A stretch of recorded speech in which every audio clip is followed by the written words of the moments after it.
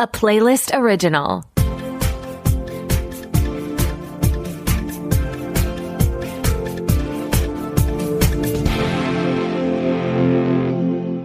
Welcome to the Pilot Podcast, where we review the pilot episodes of TV shows to answer your question, should I watch this? My name is Mitu. And my name is BJ. And this week, y'all wanted us to watch The Pitt on Max. So stay tuned to find out what Mitu thinks of Pittsburgh. Oh, okay. I have thoughts. Okay. You can share those at the end of this episode. Until then, Beach, why don't you let us know what happened? Sure. The Pitt follows emergency department staff as they attempt to overcome the hardships of a single 15-hour work shift at the fictional Pittsburgh Trauma Medical Hospital, all while having to navigate staff shortages, underfunding, and insufficient resources. This first episode starts at 7 a.m. with Noah Weil playing Dr. Robby. So, Mitu, what were your first impressions of this medical drama? I think it's very interesting that it is a day, like the season is one day in the ER. So this first episode, like you said, is called 7 a.m. It immediately immerses you into the world. And when the episode ended, to sort of immediately give my rating away in the first 2 minutes, I almost clicked next because I was just like, all right, time for the next shift. Like I was just ready to see what the next hour, I should say, in the shift, what comes for them. There's even a moment where, we meet a ton of residents and they're doing a rotation and getting to know the ER. And one goes, is it always this busy? And the senior resident responds, oh, no, it gets a lot busier. And it just was a wild moment because it already looked like a zoo. And that makes sense. I feel like emergency rooms are busiest at night. So 7 a.m., probably a quiet time, maybe even lunchtime. And I also appreciated this format. This might be a surprise to our listeners, but I never watched 24, so I've never actually seen a show that takes a more real-time approach. And I think it makes so much sense to do it in a medical setting because there's so much going on that could fill up an hour. It never occurred to me that 24 was... I never thought about the name of the show because I've never seen it. So I just thought, oh, he's Agent 24 or President number 24. I couldn't remember what Kiefer was in that world. I really didn't know. I'm learning right now in the year 2025 about the show 24. Which neither of us have seen. Let us know. Email us at askthepodcast@gmail.com if y'all think we should watch 24. A friend of mine reached out about the fact that I'd never seen Grey's Anatomy. She was very surprised about that. And so that's officially gone into our recommendations. That is surprising. I like Grey's Anatomy. I'm unfamiliar with Grey's Anatomy's game, but I look forward to watching it. In this world, though, we saw a ton of medical crises. It's smart to set a show in an ER. It's almost as though someone has done it before, which is just a light joke because I think the creators of ER, in fact, sued this, like the people behind the Pit. I don't know where that is going. I have no dog in that fight. But it is a smart setting because we saw a gunshot. We saw someone in a possibly tumultuous family situation. Mm-hmm. We saw another kind of sad, kind of funny outcome in another family with a misplaced gummy bear. We saw a guy with a stunningly high blood alcohol count still rocking. There was that athlete that basically trained himself to bodily weakness. Too hard, running too much. Just evidence y'all don't have to go that hard in the gym, and it might be bad for you. And so constipation is also another awkward one. Very awkward. Constipation used as a bullying tool.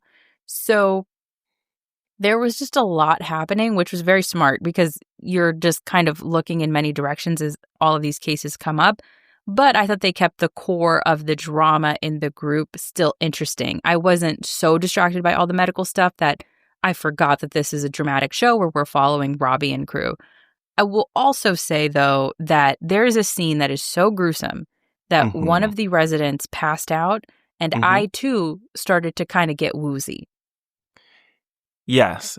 if you don't like the graphic side of medical dramas, be warned. I wouldn't say that it's super intense.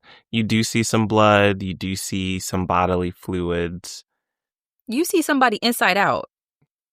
but not like every minute. And I think, as you were saying, that this is a smart setting because we have a nice mix of some life-threatening, emergency, we have to do something right now type of cases, and then some slower ones where they have time to talk to the patient, learn about who came in with them, what's going on. And I think that is a nice change of pace, so it's not intense, gory, like on the verge of passing out the entire time. That's true. And the cases are helpfully revealing about the characters. So in one case, a very light spoiler, but I think you can imagine this happens in an emergency room, someone dies. And they were going to resuscitate them until another nurse ran in and was like, oh, this person is a DNR. And so they were mistakenly sent this person to resuscitate. And one doctor, Robby, wants to have a moment of silence. And another doctor is just immediately lamenting that's a waste of resources, time, bringing in this CPR machine when we should have had the information passed to us efficiently that this person has a DNR or a do not resuscitate. And so I thought that was like a really character revealing moment. Or there's one where, again, somebody goes inside out. Just, I do not know how to frame that differently. Inside out, no Pixar. And she is understandably screaming in pain from that. And the doctor is like, ugh, let me know when she stops screaming. Or at some point, they think that this terrible thing happened to her because of her shoes. And the doctor goes, oh, and I thought my heels were uncomfortable. And I wrote in my notes in all caps, literally imagine someone making quips while I'm inside out. And what was also awkward is they were asking important and relevant questions. Yes. But it would be like me saying, me too, what's your name? And you're screaming in pain because you're inside out. And I'm like, well, what's your name? I need your name. Who are you? I just don't know what you're supposed to do in that scenario because they are supposed to do patient intake. And also this lady's inside out. And then they weren't going to give her pain medication because of their protocol. But obviously, ultimately, they were like, let's give her a little pain medication. Yeah. And I think earlier you were hinting at another challenge that especially Robby has to deal with. This hospital, underfunded, also has a low patient satisfaction rating. 8% compared to what they want, which is 36%. And so not only are they trying to save lives, in the back of their mind, they're thinking about, I guess, improving customer service. Yes. And one thing that they could do to improve customer service is reduce the quips. I wrote just one other one down. There's a guy. You're one of the negative reviews. Yeah, I'm part of that 8% because there was this guy who basically was a good Samaritan to help someone else. And it came at the detriment of his health. He makes it, but he was in a tough place. And so one of the doctors goes, when do you think he'll wake up? And another resident goes, maybe never. No good deed goes unpunished. I do remember that. They're saying this over his body, and they actually don't know if he's asleep or awake. He could be hearing this. Correct.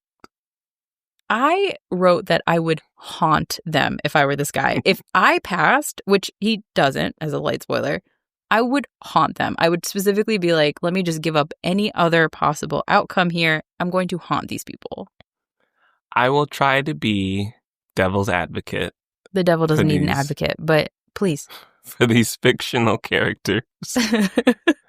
They are working long shifts. Yes. Some of them have already been there overnight. Yes. Versus Robby, who we see start his shift that morning. And I'm sure when you see so much death, trauma, the inside of people's bodies that should not be on the outside, you might turn to humor to help liven the situation and get through it. I can speak from our own personal experiences. We have laughed about traumas to help process it. That's totally a thing. I actually got coffee with someone a couple months ago who's a public defender, and she talked about how she just sees such gruesome cases, and she was like, We have to speak in the office somewhat humorously about these things, and it would seem callous and wild, but it is the only way we make it through the day. But I don't know that she's making these little jokes in front of her clients. Maybe we'll do another coffee and I'll find out. Know the time and place. But, maybe not over my body. But That's totally a reasonable get it. request. I get that these people are using humor. I will say I like the drama between them. I like that there's some conflict building. I like the hidden pregnancy that we see at the very beginning of the episode. Yeah. I like the Nepo baby doctor. I want to know more about Mel, played by Taylor Dearden, the doctor that comes in from the VA, because why is she so happy? She's my favorite. Mine too. She has a great attitude. Oh, we have the same favorite. But why is she so happy? I want to know more. If you go onto Wikipedia and read her character description, there is a hint at why her personality might be like that. Okay, that's helpful to know. And then I thought it was very funny to have Robby have that dressing down over the 36% versus 8% satisfaction for an ER, which, I'm not sure how many people are 100%. I love going to the ER. Or the HR person said that they had an 11% referral rate. And Robby was like, girl, this is not a restaurant. This is not a Taco Bell. This is not something you recommend to someone else. This is a place that you have to go. But I liked the conflict of him even calling it the Pitt, which he's not supposed to. Yeah, it's a fun name. I like it, but I get it. It serves a very particular purpose. And I don't think it should matter as much if you're getting a lot of referrals. Satisfaction is important in terms of, are they treating you properly and resolving the issues? But it sucked because there were a lot of other sick people around me. Well, that makes sense. Yeah, it makes sense to have a long wait at an ER. The needle hurt when they put it in. Yeah, I get it. I would be the tough one. You got to do customer service for an ER, or maybe you shouldn't. No, I'd be like, it's okay. 8%, that's fine. I mean, they literally were and I imagine this is somewhat borrowed from real life for ERs. They were essentially if your head is not falling off, you do have to go in the back of the line. Yeah, that's tough. Who would you want to work with if you were in this ER? I would not want to work in an ER ever in any capacity. Okay, that wasn't the question. Maybe one of the nurses. The nurses were so capable. Yeah, we do see some good examples of nurses being very on top of cases and providing that support when they see maybe some newer doctors lacking. Yeah, a couple nurses saved a couple residents' hides, truly. And I say saved the residents' hides because it's their jobs, but ultimately saved their patients' lives. Yes, that's the priority. Well, I don't know. It seems like customer satisfaction and referral rates are the priority. And efficiency, because one of the residents gets in trouble for the number of patients that she sees per hour because she does this terrible thing of getting to know them. That's true. Are we asking the staff what's important, or are we asking the hospital administration what's important? And is anyone asking the patients? Well, they're the ones submitting those negative reviews. Well, yes, beyond the quick survey of would you recommend the ER to someone else, which I imagine most would be hope no one else also experiences this terrible wild thing where my leg is inside out. Probably not. That's unfortunate if I am recommending an ER to someone. Yeah, you just have to try it. Can you imagine? Me too. I went to this one ER. Ooh, I can't wait for you to go. It was in a really good neighborhood. I mean, you have to check out those facilities. You got to see it for yourself. The doctors, all the Tylenol you could want. No, I do have to say, this is a very attractive crew of doctors. So in that instance, I might recommend it. Oh, I bet that's good for PR. I've seen a lot of people share their attraction for Robby online. And what I will say about that, because it is important to discuss, is I didn't understand when I saw, the commercials for the Pitt or even the poster. I mean, he's handsome, but I didn't get why people were so feral for him. But I get it now. And it has to do with the decisiveness, I think. This is an adult. And Noah Weil, as we all know from the TNT Librarians movies. As we all know. He's a star. Yeah. He's a leading man. He has it. So I get why people are, what was the word you said? Feral. Feral for him.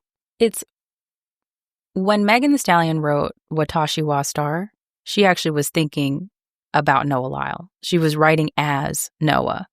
Yes, allegedly, that is the inspiration. I believe it. Mm-hmm. So, Me Too, what would you rate The Pitt on Max?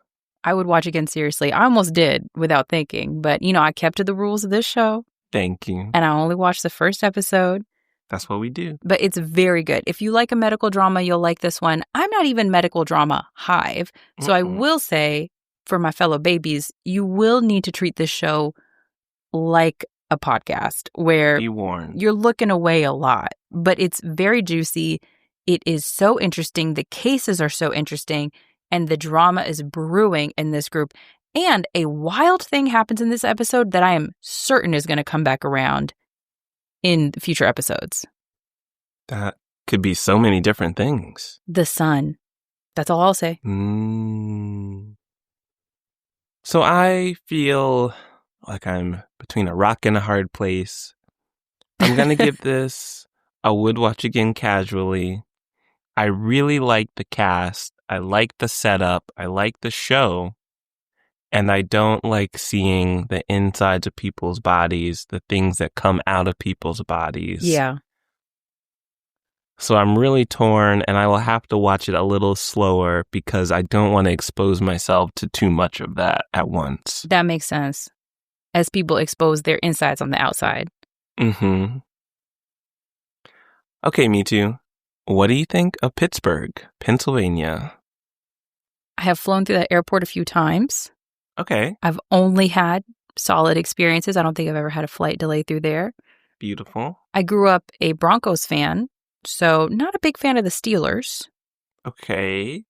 But, aside from that, y'all's airport has only done me well. Solid airport, higher than an 8%. Yeah.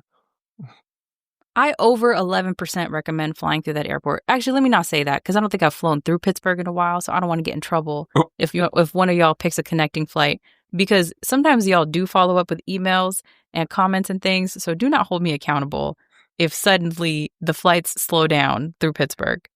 So you're saying pre-2025, yes. Pittsburgh airport, higher than 11%. Yes.